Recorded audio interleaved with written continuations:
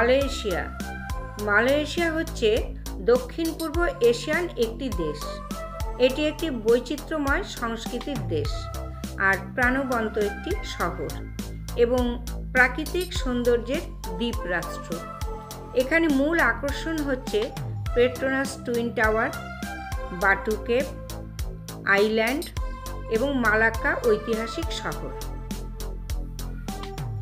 তাহলে বন্ধুরা, আজকের এই ভিডিওতে আমি শিলিগুড়ি থেকে মালয়েশিয়া যাবার যে অভিজ্ঞতা এবং কিভাবে যাব, কোথায় থাকব, এই সমস্ত ব্যাপারগুলোই আমি এই ভিডিওতে তোমাদের সঙ্গে শেয়ার করব।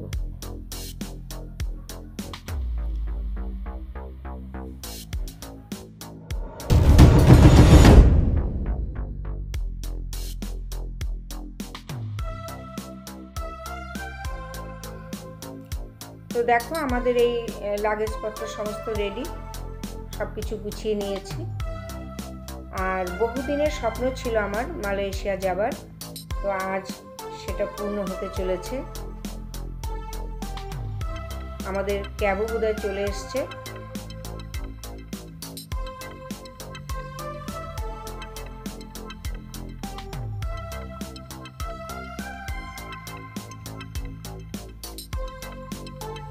এই তো আমাদের ক্যাব চলে এসছে।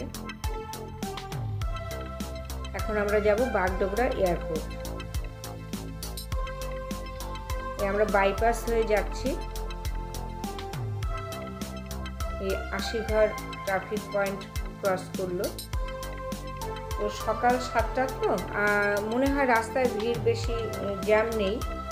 তো 30 থেকে 35 মিনিটের মধ্যেই আমরা এয়ারপোর্ট পৌঁছতে পারবো।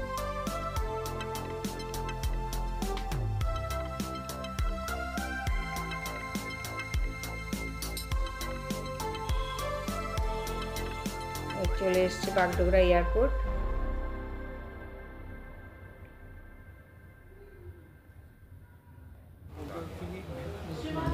সিকিউরিটি চেকিং এর পর আমরা বসেছি। এখন আমাদের ফ্লাইট হচ্ছে 11টা 20-তে।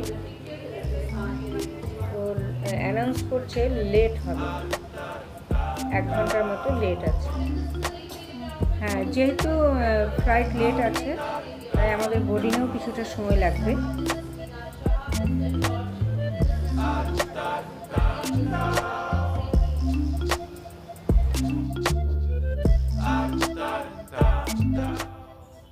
এই আমাদের এয়ার ইন্ডিয়া ওড়ার জন্য তৈরি হয়ে গেছে।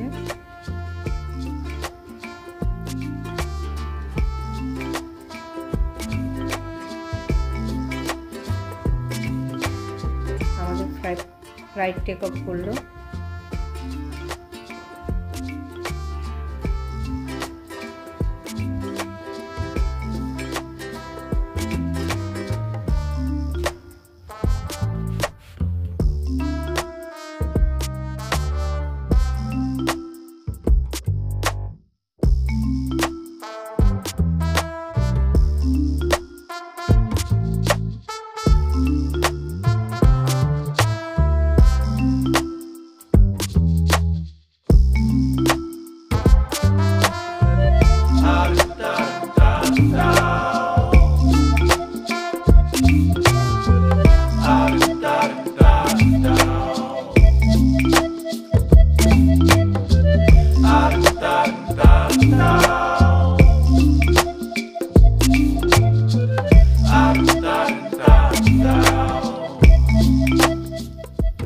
এই আমাদের ফ্লাইট দমদম এয়ারপোর্টে ল্যান্ড করলো।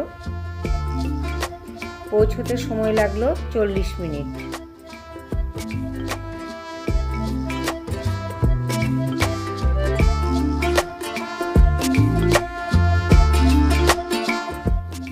এই হচ্ছে দমদম এয়ারপোর্টের ভেতরটা।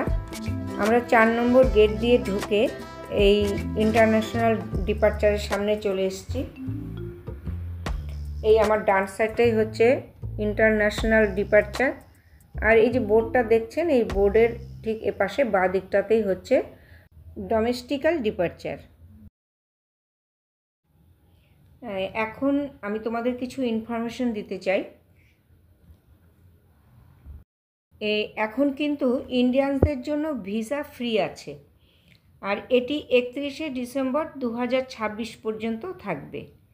মালয়েশিয়া যাবার আগে বিশেষভাবে মালয়েশিয়ার ডিজিটাল অ্যারাইভেল কার্ড কিন্তু অনলাইনে নথিভুক্ত করতে হবে, আর এটি যাবার ঠিক 3 দিন আগে অনলাইনে রেজিস্টার করতে হবে। এটির প্রিন্ট আউট অবশ্যই বের করতে হবে, কারণ এই পাসপোর্টের সাথে ইমিগ্রেশনে এটি দেখাতে হয়। তো তোমরা এই ফর্ম ফিল আপটা কিন্তু ফ্রি অফ কস্ট, এটাতে কোনো চার্জ লাগে না। তোমরা ঘরে বসেই ফর্ম ফিল আপ করতে পারো, কোনো অসুবিধা হবে না তাতে। আর মালয়েশিয়াতে তো রিংয়েট, তো আমি যেটা করেছি মালয়েশিয়ার রিংয়েট কারেন্সি এক্সচেঞ্জ আমরা শিলিগুড়ি ইন্টারন্যাশনাল মার্কেট থেকেই করেছি। আর এয়ারপোর্টেও ব্যবস্থা আছে, কিন্তু এখানে রেটটা একটু হাই। তো তোমরা একটা করতে পারো, ডলারও সঙ্গে রাখতে পারো। ডলারেও তোমরা মালয়েশিয়াতে যে কোনো জায়গায় গিয়ে মানি এক্সচেঞ্জ করতে পারো। তো যাই হোক, আমাদের বোর্ডিং বোধহয় শুরু হয়ে গেছে। আমি এখন একটু কফি খাবো, তারপর এগিয়ে যাব। তোমরা সঙ্গে থেকো, আমি তোমাদের আরও অনেক ইনফরমেশন দেব, আশা করি সেগুলো তোমাদের কাজে লাগবে।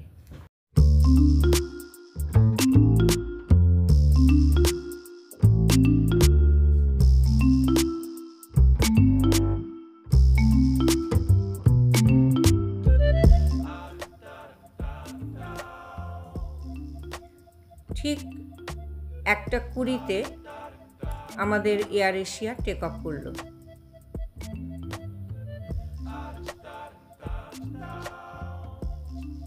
বাহ, দেখো ওপর থেকে আমাদের কলকাতা নগরীকে কত সুন্দর লাগছে দেখতে, একদম আলো ঝলমল করছে। এই রাতের রানীকে ছেড়ে এখন কুয়ালালামপুরের দিকে ছুটছি।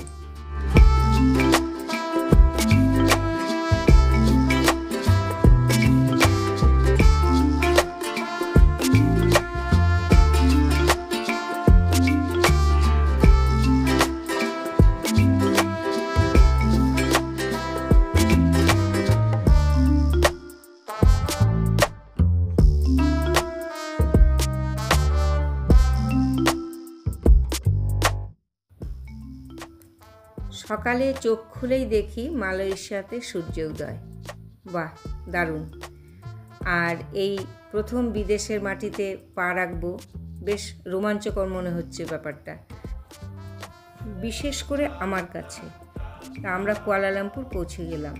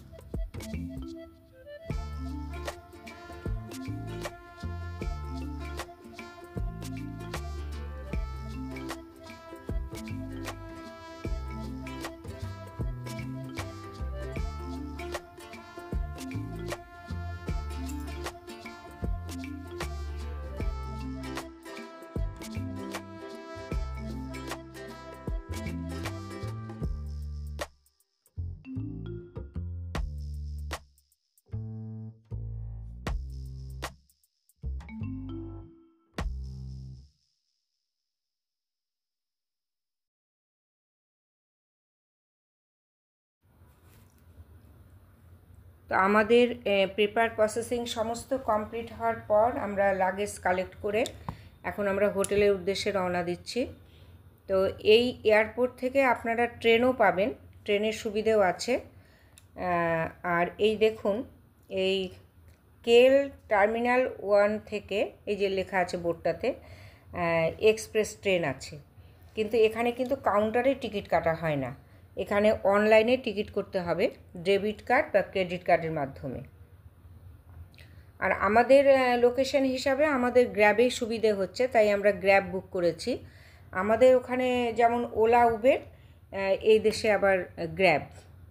তা আমাদের গ্র্যাব চলে এসছে।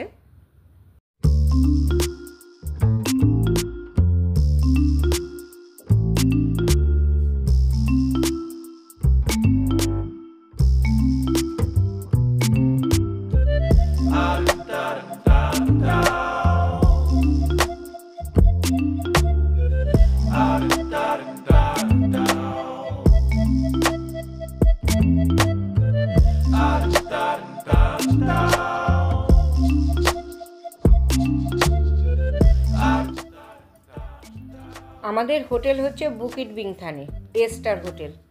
এই হোটেলটি আমরা বুক করার কারণ হচ্ছে এই হোটেলটির সামনেই হচ্ছে মনোরেল স্টেশন এবং মেট্রো রেল স্টেশন। ট্রেনের ফেসিলিটিটা পাবো আমরা খুব ভালোভাবে, তাই আমরা এই হোটেলটাকে চুজ করেছি। আর আমাদের এই গ্র্যাবের ভাড়া পড়লো হচ্ছে 70 রিঙ্গিট, মানে আমাদের ইন্ডিয়ান কারেন্সিতে ওই 1500 টাকার মতো।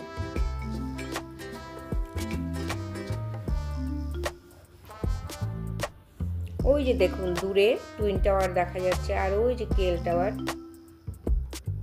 অনেকটা দূরে। আমরা প্রায় চলে এসেছি কাছাকাছি, আমাদের হোটেলের কাছাকাছি চলে এসেছি আমরা।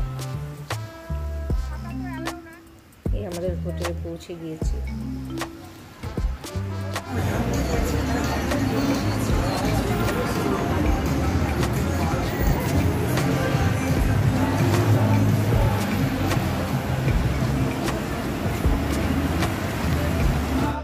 আমরা কুয়ালালামপুরে পৌঁছে বুকিট বিংথনে এসে হোটেল নিয়েছি। বুকিট বিংথনে একদম হার্ট অফ দ্য সিটিতে স্টার হোটেল। তো যাই হোক, হোটেলটা আমরা এসে একটু ফ্রেশ হলাম, স্নান করে ফ্রেশ হলাম। তো আমাদের এই হোটেল থেকে মানে একটা সুবিধা কি, এখানে সেন্টারে যেটা নিয়েছি একদম প্রচুর নিচে খাওয়া দাওয়ার মানে সব কিছু অ্যারেঞ্জমেন্ট আছে, যেটাই দরকার হবে যাতে কাছে বাইরে। এবং এখান থেকে আমরা সব কিছু কাছাকাছি কেএল টাওয়ারে যেতে পারবো, মনোরেলে বা পার্ক আছে, মানে সামনাসামনি নিয়ারেস্ট আর কি যেগুলো আমরা দেখতে পাবো, সেই জন্যই আমরা এটা সিলেক্ট করেছি আর কি, বুকিং করেছিলাম। তো আমাদের হোটেলটা দেখিয়ে দিই। হোটেলটা মোটামুটি এই হচ্ছে আরেকটা সিঙ্গেল বেড, এটা 3টে বেড আছে। এখানে আমাদের চায়ের কেটলি আছে, ইলেকট্রিক কেটলি, কাপ, সব রকম অ্যারেঞ্জমেন্টই আছে, খারাপ না একেবারে। কাপড় রাখার ওয়ার্ড্রব মোটামুটি চলে যাবে আর কি। আমাদের পার ডে কত করে পড়লো? 2025, এই 2500 করে আর কি আমাদের ইন্ডিয়ান কারেন্সিতে পড়েছে। এই বাথরুমটাও দেখিয়ে দিই। এই রেটের মধ্যে এই যে বাথরুম, খারাপ না, চলবে আর কি।